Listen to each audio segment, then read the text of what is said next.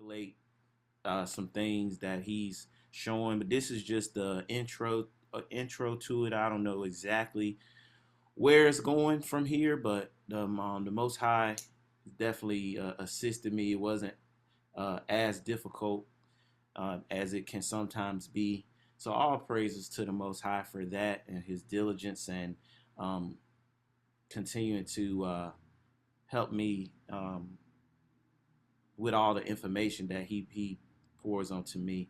So just jumping into it, family. I'm gonna always try my best to uh, put out the information that's out there because a lot of times we just skip over it, and it could be something, it could be nothing.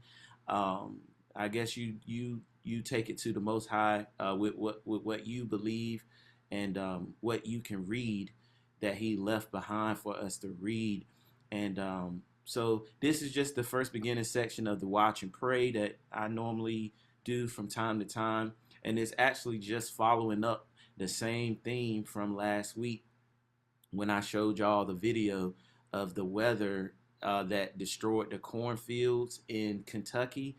And this week or previous, yeah, this past week, there was insane storms of hail and snow and ice and all of these types of things, which is in the middle of, for us, we know it's called summer, but what they would call spring.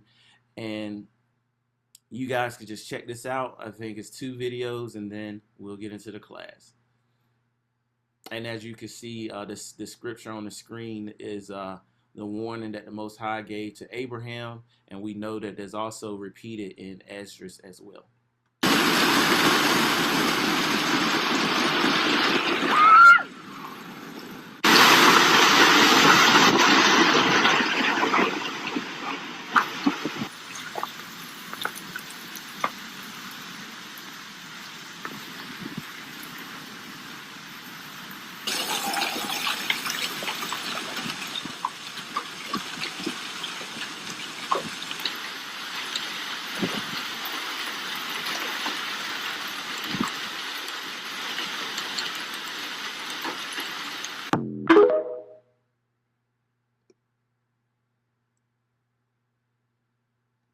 What in the world just hit Austin, Texas?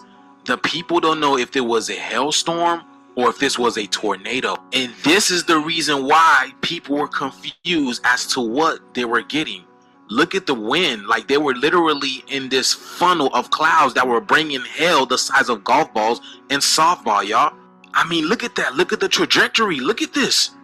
The people in Texas had to watch out for ice falling from the sky, and the winds were so strong, the trees were literally getting flipped like playing cards. Y'all, look at this. Oh my goodness. Look at that. Once again, look at the amount of hail that people are receiving, y'all. I said that the hail was going to keep coming. Oh my goodness. But this is even a lot worse than Kentucky had it. Remember the cornfields in Kentucky? Now we're not just getting, this is not weather anymore. Now the elements are merging. Remember Captain Planet? Remember Captain Planet?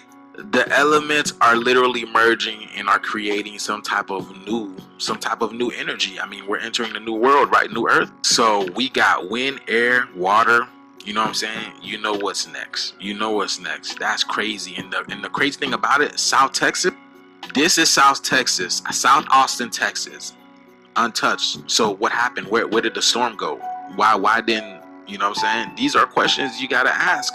But yes, y'all, I've been telling y'all, the shift is gonna get a lot more interesting. Let me know what you guys think about this video. Like, follow, and share for more videos like this. Let's continue to get it. Peace in. So all praises, the Most High is doing things in the midst of the earth, and His word is not going to come back void. And Ezra, he said that the ground shall mourn, for their seed shall fail through the blasting and hail, and with fearful constellation. And he told Abraham that it would be an increase in hail and snow as the latter days are approaching or are in the midst thereof. So all praises to the Most High for that. If anyone would like to unmute and have any comments about that, feel free to do so at this time.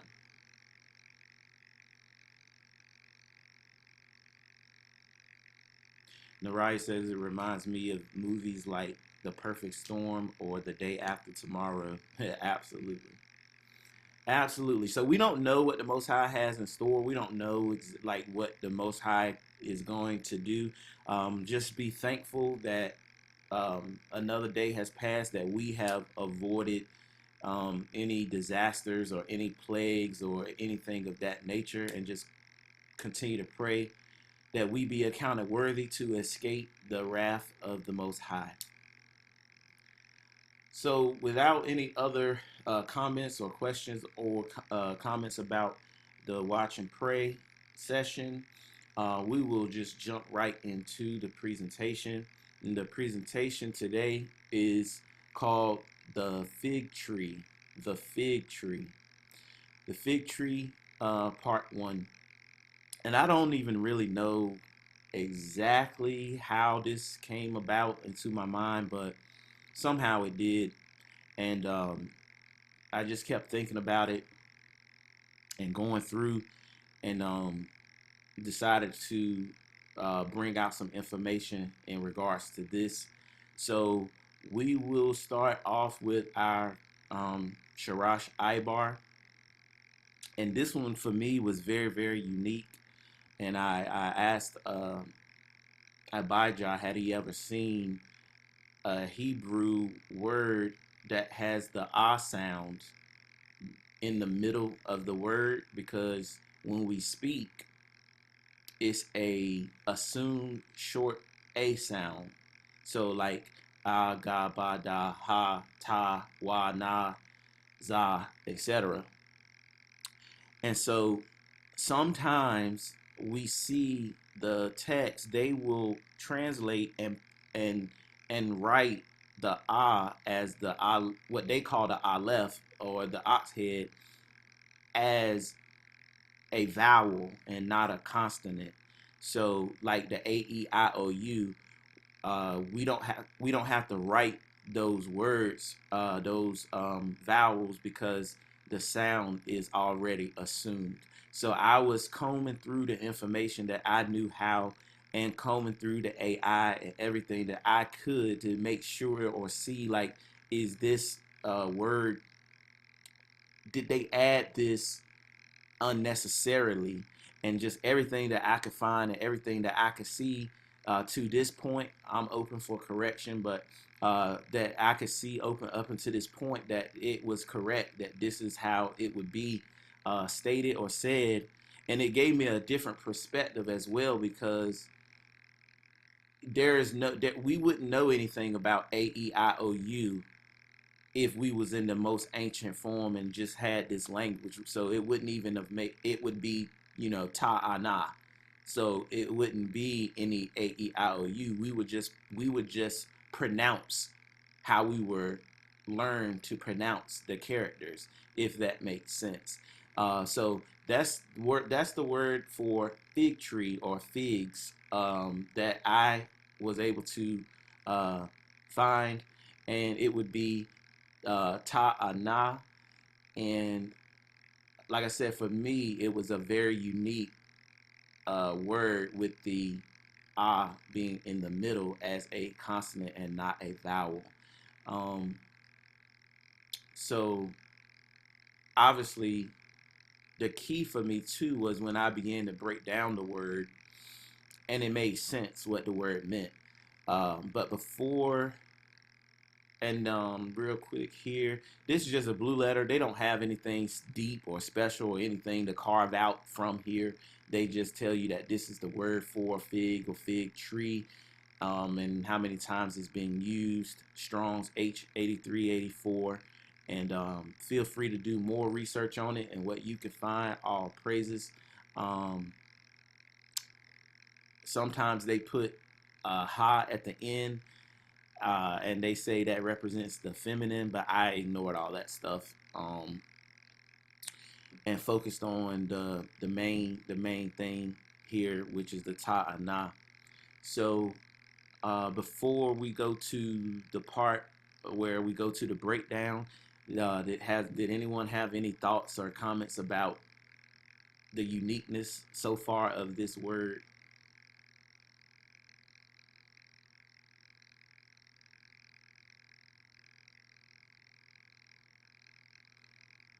No problem. So jumping into some of the things that this word can represent or mean. Obviously, we have the ta, the ah, and the na. So we have the um, mark or like um, a X almost representing like a mark or a sign, and then we have the ox head, and we have um, the seed, and we have all of the different some of the different things that these characters can represent: mark, sign, covenant, a token, strong, first, beginning, life, seed, established. Nariah's guest or said that he sees the covenant of the first seed or the chosen seed, which absolutely is something that can be correct or is can be correctly interpreted as well. Did anyone else want to type in the chat or unmute what they think that this word ta'ana means?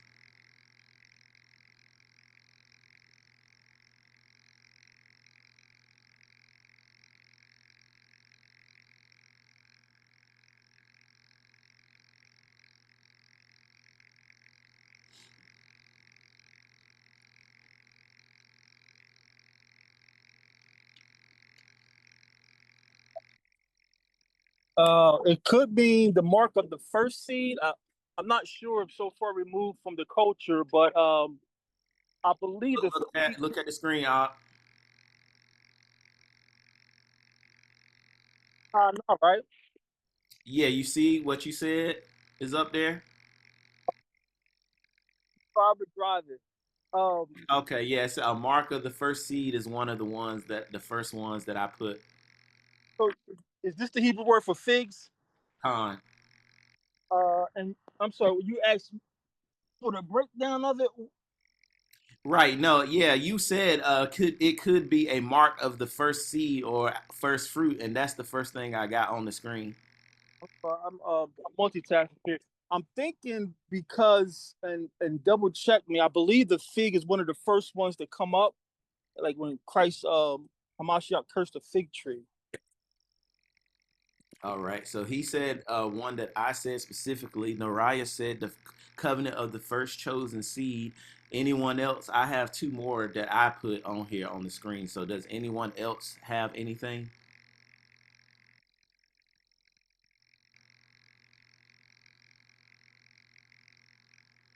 All right. Um, I put a sign of the beginning of life. A sign of the beginning of life. So we got the covenant of the first chosen seed, um, a mark of the first seed or the first fruit, a sign of the beginning of life, and a sign of the beginning of the year established. A sign of the beginning of the year established. Ta'ana, a sign of the beginning of life, a sign of the beginning of the new year. And this was for me, I could tell it's the Most High when He's giving me something because I've been praying about this for years, and I'm still trying to get things down to a full understanding to where I can explain it to somebody else without loopholes in it, if that makes sense. But slowly, the Most High is revealing it. Still a long ways to go, in my opinion, but this is something I never seen or never knew, and it's all praise to the Most High for His grace, His mercy, His understanding. Ta'ana, a mark of the first fruit, a mark of the first seed, a sign of the beginning of life, a sign of the beginning of the year established. Nariah says he can see it in his mind. Wow. And that's the power of the Hebrew concrete characters and witnesses, the way that these things work. So all praises for that word. Did anyone want to comment now that they see the definitions or some of the meanings of this word.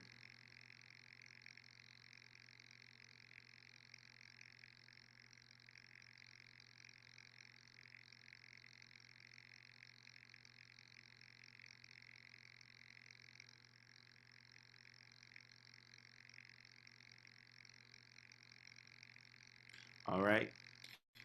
So a little bit about this, the fig tree.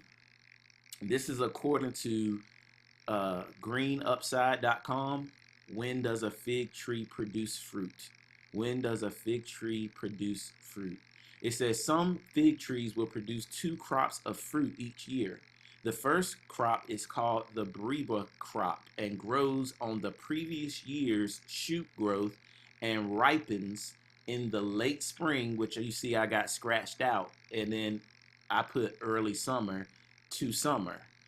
This means that fig trees are among the first fruit trees to bear fruit after winter. And that's what Abijah was getting at himself, is that this is one of the first ones to come up. The fig is, one second, y'all. Um,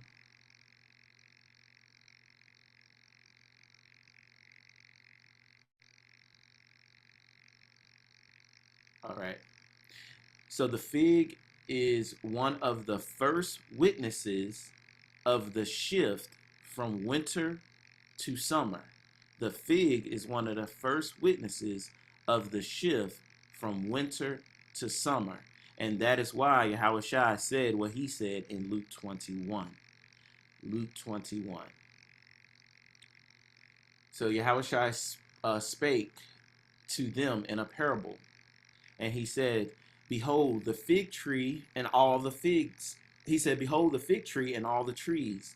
When they now shoot forth, you see and have known of your own selves that summer is nigh at hand. That summer is nigh at hand. And, hopefully, I guess this could just go up on the channel. You never know who's going to show up or not. But I built it this way because sometimes there's a lot of new people, and I know how it is with information that might be ingrained in me, might not be ingrained in all of you. So I'm slow building it to what I want to get to, because we're talking about the promises and covenant of the Most High, but I have to build up to that point with the understanding so it make more sense, I guess. And a lot of people don't know still. Hebrews, doesn't matter, awakened or whatever, it's only 2 seasons.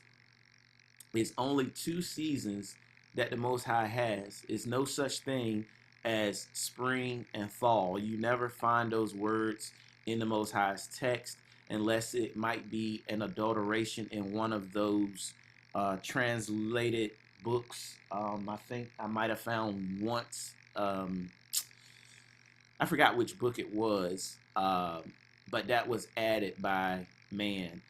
And to prove that, or to strengthen that, I have witnesses here. So we established the fig tree, Ta'anah, representing the establishment of the new year, the first seed. Also, it does represent the chosen, the covenant of the chosen of the Most High, because Israel is compared to the fig tree. So Nariah, yours was not off base either.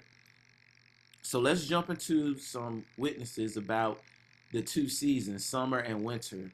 You have early summer, summer, early winter, winter. And Abijah said Ta'anah, Isaiah 5, Abba's vineyard. And yes, it talks about the Most High's vineyard, the Most High's plant that he has planted, the perfect plant. And the Most High, it really is a deep thing. So introducing the fact of the way the Most High created things with the seasons. You have Genesis 8:22. While the earth remaineth, seed time and harvest, and cold and heat, and summer and winter, and day and night shall not cease. So those are the order of things that the way the Most High has set forth. Another witness to that is Jubilees chapter 6 and verse 4. It says, And Yahweh smelled the goodly savor, and he cut a covenant with him that there should be not any more of a flood to destroy the earth, talking about Noah, that all the days of the earth, seed time and harvest, should never cease. Cold and heat, summer and winter, and day and night should not change their order nor cease forever. Something else that's been on my heart and my mind, but I haven't put anything together, is just some of our people still think that the day starts at night. And even here, this is just a short witness where he says, and day and night should not change their order. He could have said, and night and day. So that's just a small thing, but hopefully in the future we will get into that further. So 2 seasons, summer and winter. You can also see this in Psalms 74. Psalm 74. And some of these, like this, I know this precept, I for a fact learned this from Abijah. Some of the precepts, just reading the other books, I put down in my notes that he already had gave. But I know this one, he showed me this. So all praises to the Most High for using him. Psalm 74:17, Thou hast set all of the borders of the earth, and thou hast made summer and winter. Thou hast made summer and winter. Doesn't say that he has made spring, summer, fall, and winter. So all praise to the Most High for that. Now, also in the book of Enoch, and we're smoothing through because they're just witnessing to the overall statement of that the Most High only created the 2 seasons, summer and winter. So Enoch chapter 3 verse 3, it says that every work of Yahweh is invariable in the period of its appearance. They behold summer and winter, that the whole earth is full of water, and that the cloud, the dew, and the rain refresh it. They behold summer and winter.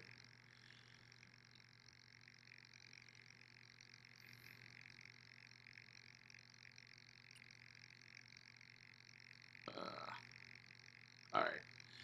All right, so another witness is the Songs of Solomon, chapter 2.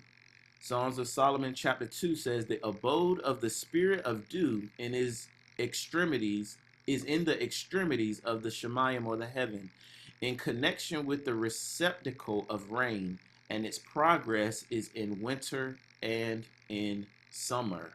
Again, you don't see spring, and you don't see fall. You see that it says its progress is in winter and in summer. The cloud produced by it and the cloud of the midst become united. So it's, and if you've been following, maybe, and if you haven't, the first time you've heard this information, the Most High gives us an early rain and a latter rain.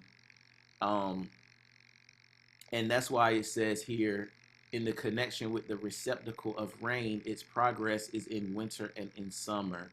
The cloud produced by it and the cloud of the midst become united. One gives to the other, and when the spirit of rain, and when the spirit of rain, and when the spirit of rain is in motion from its receptacle, angels come, and opening its receptacle, bring it forth.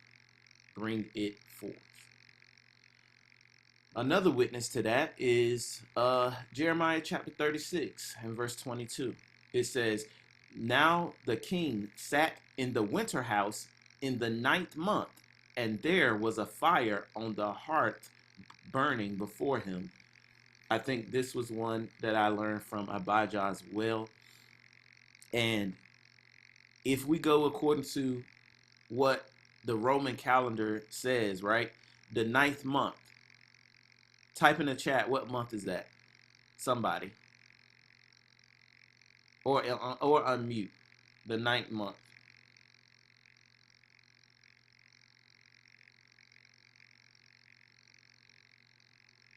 Nariah said September. The ninth month, according to them, is September. The ninth month, according to them, is September, and they told us that September is what season, Nariah?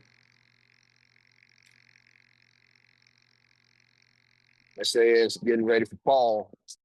Fall, exactly. So they say that the ninth month is fall. Now, Jeremiah 36 says, the king sat in the winter house in the ninth month. So by the ninth month, they consider this winter, according to the Bible. So if the Roman calendar lined up with the Bible, that's the whole point. If it lined up with the Bible, it's not saying fall, it's saying winter. But again, we know that there's no such thing as spring or fall. It's early winter and then winter. Another witness to that is Amos chapter 3:15, and I will smite the winter house with the summer house, and the houses of ivory shall perish, and the great houses shall have an end, saith Yahweh. And the great houses shall have an end, saith Yahweh. And back to Luke 21 and 29 and 30. This is why Christ said, and he spake to them in a parable, behold, the fig tree and all the trees, when they now shoot forth, you see and have known of yourselves that summer is nigh at hand. Summer is nigh at hand. So when you look at the order, I should have put this chart in here, but when you look at the order as the year is coming upon, the new year is coming upon, you'll see the budding and the leaves begin to come forth. You won't see the fig right away, but you'll see the budding and the leaves coming on. That is around the time of the new year and the Pesach. And a little bit after that, which that would be, the summer, early summer for us, you start to see that when you shoot forth, when you see that shoot forth, that's why you know that the summer is coming, that the summer is coming. And right, a sign of the beginning of life. That was the point of that, proving that the definition was correct, is the operation and function of the fig tree shows that the definition in Hebrew that we said is actually correct, because it's providing a function. That's why I love finding words that we could clearly see, and like you clearly see yourself. So that's all praise. So I think that earlier I might have made a mistake. So Salakia, with the precept, I'll go back and change it for next time. I think I had Psalms of Solomon earlier, but I think that was a different one. I had to figure out which chapter and verse that was. But this is from Psalms of Solomon, 11 through 13.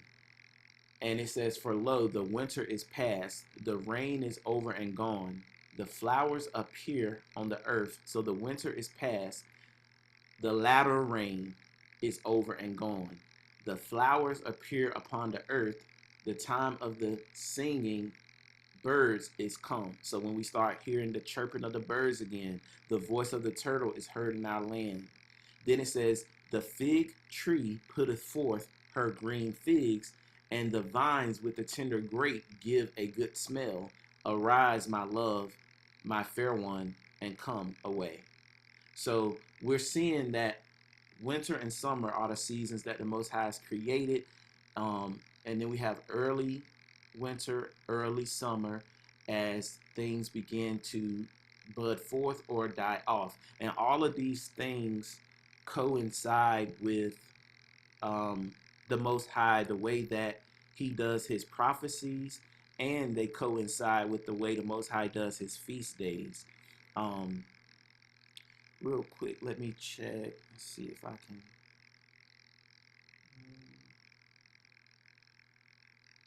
Okay, yeah. So earlier, I think this one, this I meant to type in here. This is Enoch chapter 60. This is Enoch chapter 60. Let me see if I can do that real quick.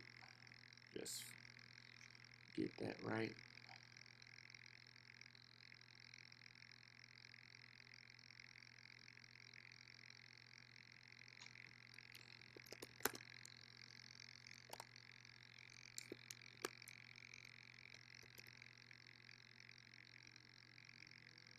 All right. All praises for that. So that was Enoch chapter 60, where it says, the abode of the spirit of the dew is in the extremities of the heaven, in connection with the receptacle of rain, and its progress is in winter and in summer. The cloud produced by it and the cloud of the midst become united. One gives to the other, and when the spirit of rain is in motion from its receptacle, angels come and opening its receptacle bring it forth.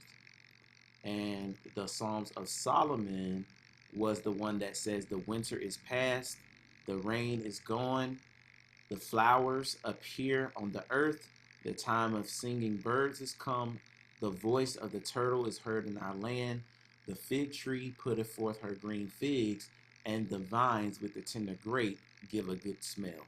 So all praise for that. Now, finishing up, it's not very long today, family. Finishing up, I want to get into one of the prophecies about the fig tree and the promises of the Most High that we talked about last week. So, just going to read the whole chapter of Jeremiah chapter 24. Jeremiah chapter 24, the parable of the figs. And it says, Yahweh showed me, and behold, 2 baskets of figs were set before the temple of Yahweh. 2 baskets of figs were set before the temple of Yahweh. After that Nebuchadnezzar, king of Babylon, had carried away captive Jeconiah, the son of Jehoiakim, king of Judah, and the princes of Judah, with the carpenters and smiths from Jerusalem, and had brought them to Babylon. 1 basket had very good figs, even like the figs that are first ripe. And the other basket had very naughty figs, which could not be eaten, they were so bad.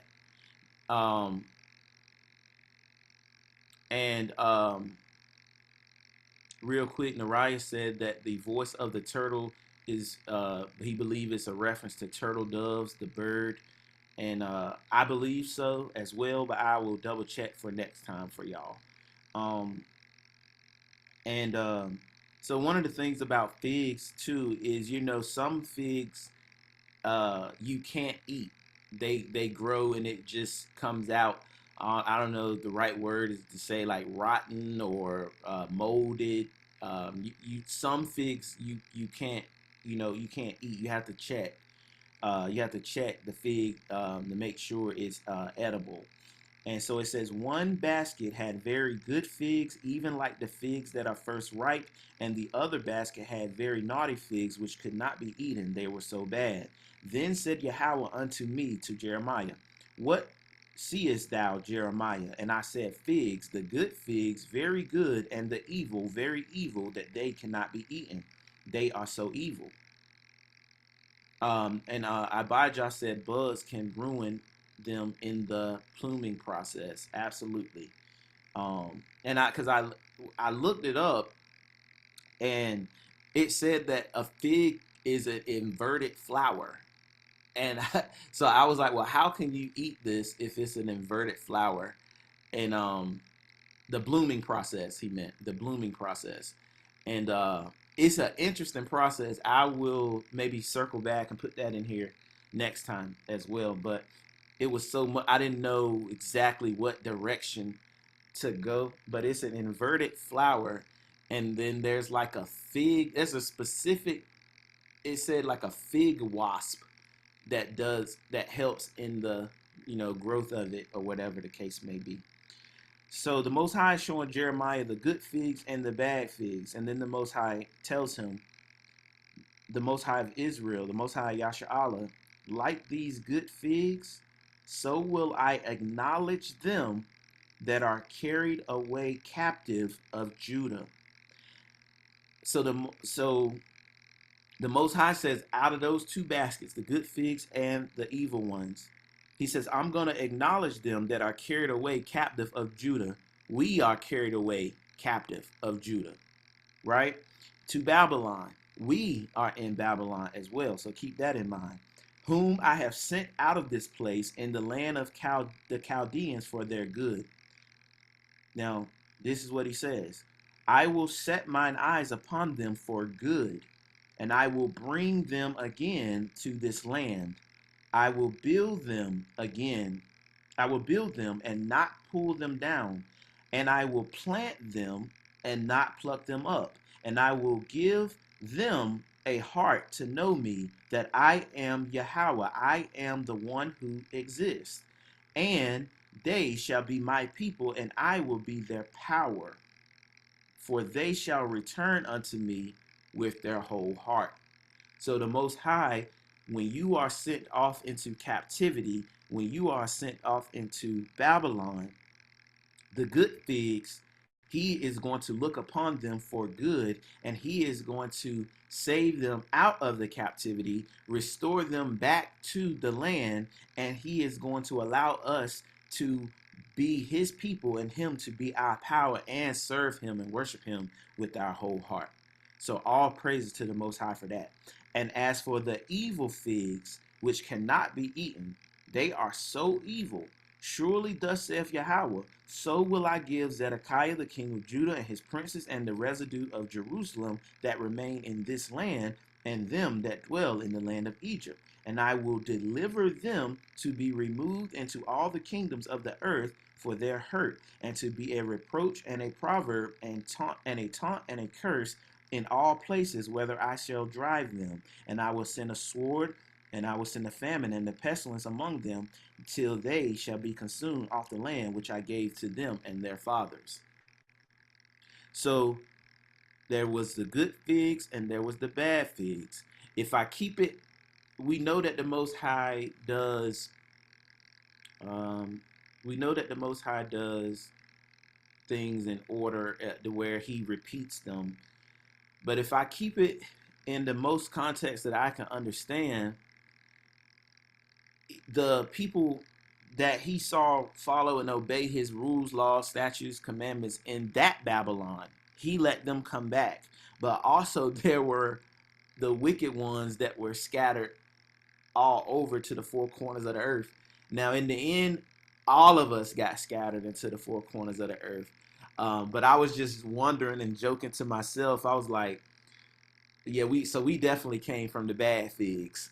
But it was just something that I was just pandering and pondering about to myself, not really coming to a full conclusion.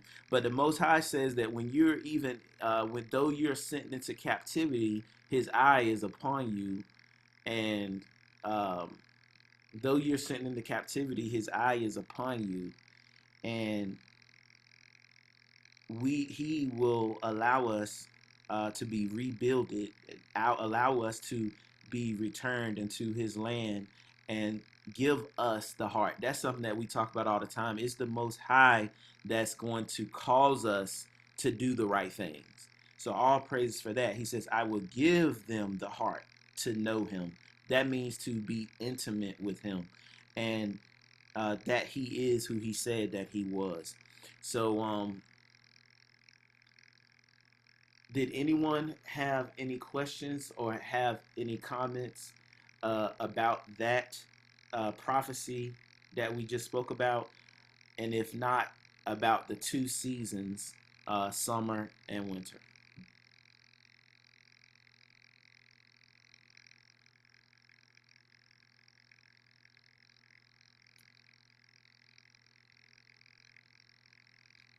All right. Well, family, everybody's getting on now when the class is over, but um, Naraya, go ahead. Uh, Khan, I just wanted to comment. The main point that I got from, and I guess we just have to go back and check the actual language.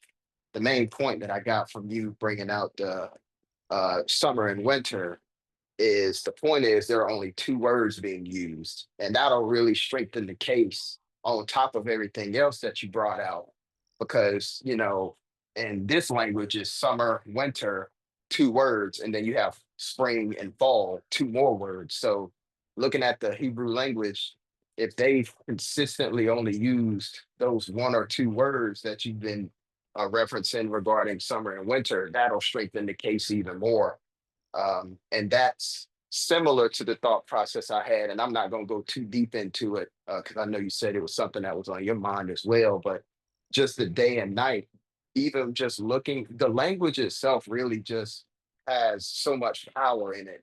Yam and me and Joyce were actually going over the word night a little bit a few days ago, like Yala, or some people say la la because our tongues are a little lazy speaking this English language over here. But if you look at yam, it's an arm and water that can represent the working of the people. But night, layala, it's like la to working anymore. So I mean, I'll leave it at that for now. But um, yeah, that was big. Just listening to you read it with all those precepts, I'm thinking to myself, like he's only using these two words consistently without all of throughout all of these precepts, and that's the biggest point that I took away. But I'll agree with that. All praises for that. All praises. And yeah, I kind of had to go from the beginning with this because you see that the Most High and His Son Yahushai, they use the fig tree in parables a lot, but it wouldn't mean anything without knowing the Hebrew or the Hebraic context of what the fig tree can represent. So those that missed it, the word for fig or fig tree is ta'ana, ta'ana, and it represents a mark of the first fruit, a sign of the beginning of life, a sign of the beginning of the year being established. And we talked about just how um, fig trees, one of the first trees that come up after the winter, um, and that's why the Yahushai used what he said in Luke 21 when he said that behold the fig tree and all the trees, when now they shoot forth, you see known of your own selves that summer is nigh. So obviously we'll go deeper into that the next time, but basically he was talking about the signs that you see at the end of the world, and then you would know that um, his return is near, the change in the order is near, things like that. Um, but we focused on just the fig tree itself today, and then we broke down that it's only two seasons that the Most High created, which is the summer and the winter. You just have early summer because the Most High doesn't just spring forth and just blazing heat. So you have early summer and then you have early winter. So you have early summer, which is when as the new year is coming upon. You have summer, which is the time where, if you read Enoch, there's where the animals begin to mate with one another. The sun gets hotter, brighter, stronger, and then you have early winter and you have winter. Then he gives us obviously the seed time where things are growing and planted and growing. Then you have the harvest where things are harvested and gathered as well. So we just showed a bunch of witnesses that showed how the Most High has only created the summer and the winter, and you see it all throughout the Bible, like Psalm 74 and 17. Thou hast set all the borders of the earth, and thou hast made summer and winter. So we talked about those things. And then we talked about how in the Bible they say that the king sat in the house in the ninth month, it was called a winter house in the 9th month. If Rome aligned with the Bible, they say that the 9th month is considered fall. So that point was just to show that they are not aligned with the Most High. It would be for us early winter in the 9th month, if that makes sense. Just breezing through because we already went through it, but at least you all who didn't get a chance to see can get an idea of what was talked about, and then when it's on YouTube, you can go back and watch it from the start.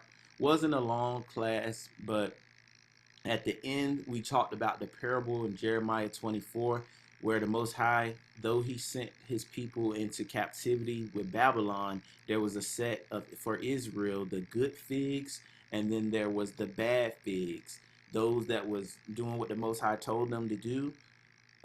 He promised that he was going to save them. He was going to return them. He was going to give them a heart to follow them.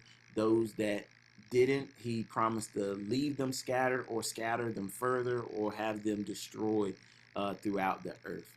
So that was the fig tree part 1 of the class today.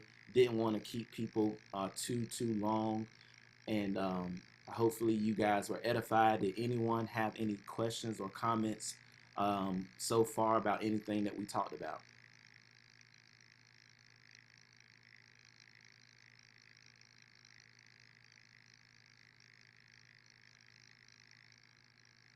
All right. Well, at the end, this is the end of the class, so I will pray.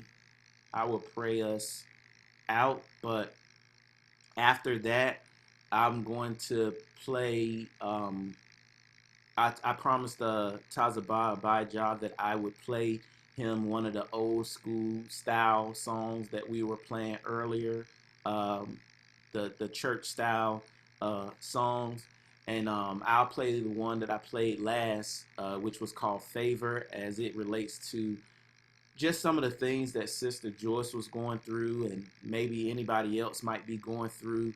And then we will close out with Zamaria, our very own, his new single, Take It All to Yah, so we could make sure we finish with having everything in the right context.